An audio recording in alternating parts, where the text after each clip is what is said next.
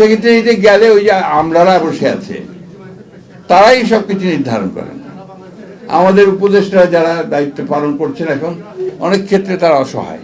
আজকে আমাদের সবকিছুই আপনার নির্ধারণ করে আমলারাই নির্ধারণ করে সবকিছু, এবং সেখান থেকে আপনার সবকিছু নেমে আসে।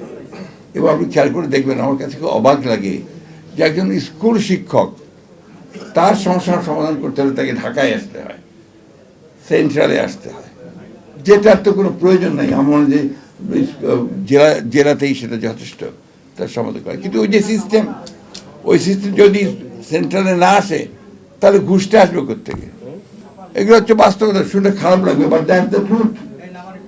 ইউনিভার্সিটিতে শিক্ষকদের আপনার নিয়োগ হয় ঘুষ দিয়ে, স্কুলের শিক্ষকদের নিয়োগ হয় ঘুষ দিয়ে, নার্সদের নিয়োগ হয় আপনার ঘুষ দিয়ে।